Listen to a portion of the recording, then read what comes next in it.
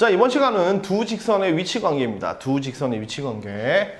뭐 중학교 1학년 때 배워서 알고 있겠지만 두 직선의 위치 관계, 평면에서 두 직선의 위치 관계는 이렇게 일치하는 경우가 있고, 그다음에 평행하는 경우가 있고, 그다음에 한 점에서 만나는 경우가 있습니다. 그래서 이제 직선으로 따지면, 도형으로 따지면 이렇게 끝내버리면 되는 건데, 일치, 평행, 한 점에서 만난다, 이렇게 생각하면 되는 건데, 우린 이걸 지금 직선의 방정식으로 표현하고 있죠. 그러면 일치할 때, 평행할 때, 한 점에서 만날 때 직선의 방정식은 어떻게 만들어지느냐에 대해서 다뤄보도록 하겠습니다. 자, 요걸 바라보는 관점, 직선의 방정식의 형태가 두 가지가 있었죠, 그죠? 맞죠? 표준형이 있고 일반형이 있습니다. 자, 표준형은 도형적인 관점, 직선의 방정식의 표준형으로 두 직선을 한번 적어보겠습니다. mx 플러스 n, 기울기가 m이고 y절편이 n인 이런 직선이 있고요. 두 번째 직선, m-x 더하기 n- 이렇게 두 개가 있다고 봅시다. 자, 그러면 이렇게 따졌을 때 두 직선의 위치 관계는 첫 번째, 일치할 수 있고요. 일치할 수 있고, 두 번째, 평행할 수 있고, 세 번째, 한 점에서 만날 수 있고요. 한 점에서 만날 수 있고, 한 점에서 만나는 좀 특별한 케이스로 두 직선이 서로 수직으로 만날 수 있습니다. 수직으로 만난다. 이렇게 네 가지 형태로 표시할 수 있습니다. 자, 그럼 뭐 어려운 거 아니니까 가볍게 정리를 한번 해보면, 자, 두 직선이 일치한다는 얘기는, 자, 표준형으로 표현되면 기울기랑 y절편으로 표현하죠, 그죠? 따라서 이 경우에는 기울기도 같고 y절편도 같다, 이렇게 표현하면 됩니다. 단순하게. 어려운 거 없죠, 그죠? 이렇게 만들어주면 되고요. 그다음 두 직선이 평행하다라고 하면 기울기는 같은데 y절편은 다르네, 이렇게 해석을 하면 됩니다. 이렇게 만들어주면 되고, 그 다음 한 점에서 만난다라고 하면 기울기가 다르네, 이렇게 쓰면 됩니다. 기울기가 다르네. 자, 기울기가 다르면 y절편은 상관없습니다. y절편은 상관없어요. 같은 말도 상관없어요. 기울기와 다르면 언제든 만나게 돼 있습니다. 이렇게 만나게 돼 있습니다. 그 다음 두 직선이 서로 수직으로 만나면, 이렇게 수직으로 만나면 기울기의 곱이 마이너스 1입니다. m 곱하기 m-가 마이너스 1이다. 이렇게 설명할 수 있습니다. 이거 증명을 한번 해볼게요. 자, 두 직선이 수직으로 만나면 기울기의 곱이 마이너스 1이다. 자, 가상적으로 이렇게 두 직선을 한번 그려보겠습니다. 두 직선 이렇게 그어보겠습니다. 이렇게 하지 말고 다시. 선생님 뭐가 달라졌나요? 아, 그냥 대충 쓰세요. 아니 다시 그림이 안 그려지죠? 자, 이렇게 만들고 그 다음에 이렇게 만들었습니다. 자, 그럼 요 직선의 기울기를 살짝 m이라고 잡아볼게요. 이거 수직이고 기울기를 m이라고 잡아볼게요.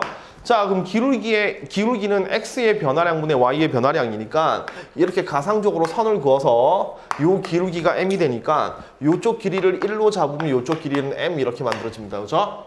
자, 요 아래쪽 길이를 1로 잡으면 이 높이가 m이 됩니다. 그럼 기울기가 m이 되는 거죠, 그죠? 맞죠? 자, 그 다음에 이제 뭐 하냐면 오른쪽에다가, 자, 요 각이 꽃표, 요 각이 동그라미면 얘가 직각이 이렇게 되잖아요, 그죠?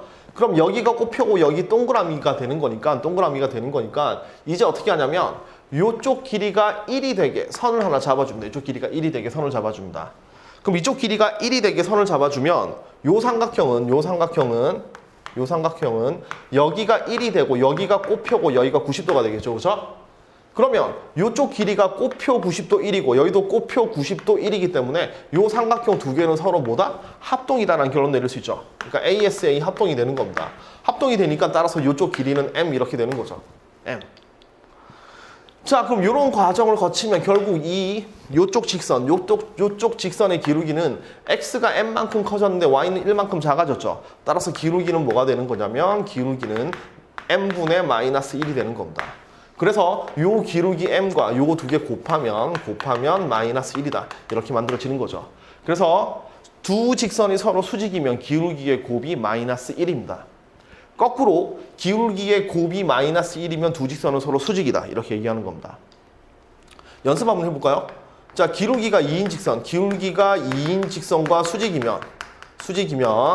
직선의 기울기는, 자, 요 녀석의 역수를 취한 다음에 부호 바꿔주면 됩니다. 그래서 얘는 기울기가 마이너스 2분의 1 이렇게 되는 겁니다. 그래서 기울기 2인 것과 기울기 마이너스 2분의 1인 건 서로 수직이다. 다시 기울기가 만약에 3분의 2다 라고 한다면 얘랑 수직인 기울기는 마이너스 2분의 3 이렇게 만들어지는 겁니다. 자, 어쨌든 두 직선이 서로 수직으로 만나면 기울기의 곱은 마이너스 1이다. 이렇게 정리할 수 있습니다.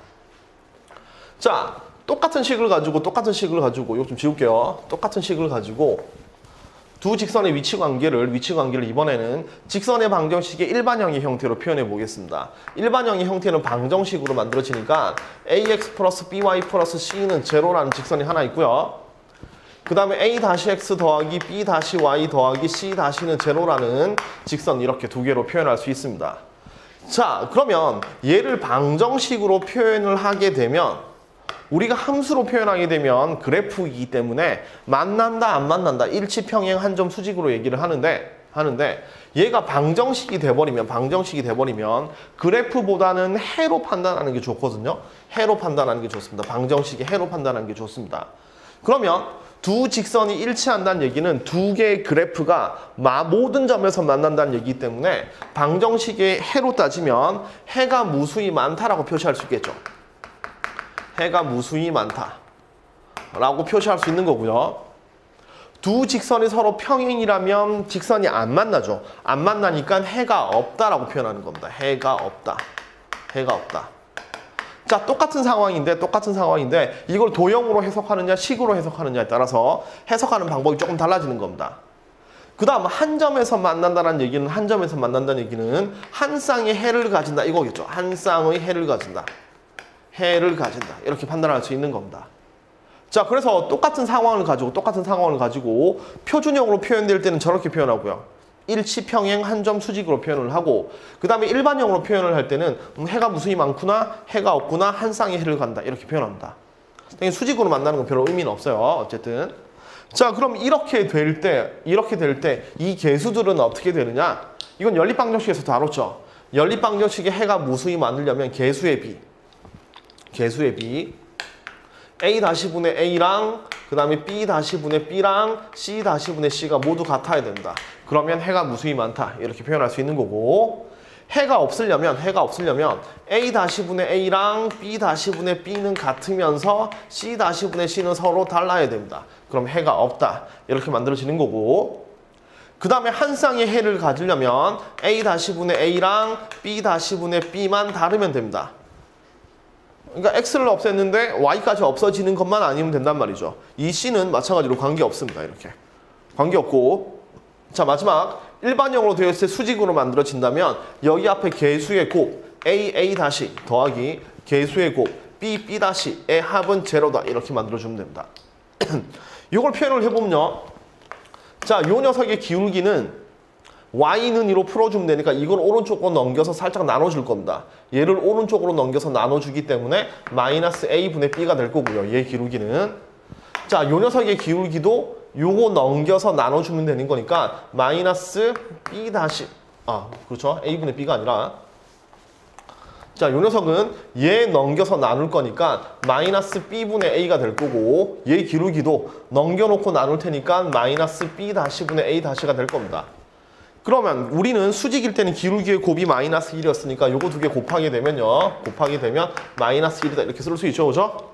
그럼 얘를 두 개 곱하게 되면 분모 b-분의 a-가 마이너스 1이다라고 만들어지고, 요걸 넘겼다가 다시 넘기면 a 더하기 b-는 제로다 이렇게 만들어주면 됩니다.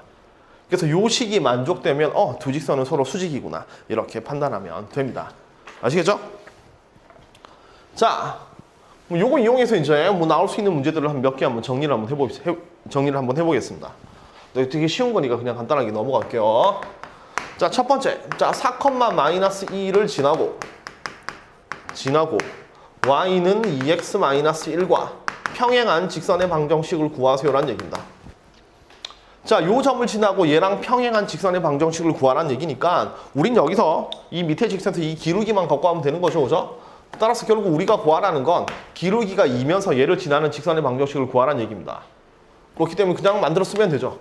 y는 기울기 2 붙이고 x-4에 빼기 1 이렇게 써서 2x-9 이렇게 쓰면 직선의 방정식이 끝나는 겁니다. 아시겠죠? 자, 또 이렇게 낼 수도 있습니다. 자, 2, 마이너스 3을 지나고 x 마이너스 3y 플러스 7 이퀄 0에 수직인 직선의 방정식을 구하세요. 수직인 직선의 방정식을 구하세요.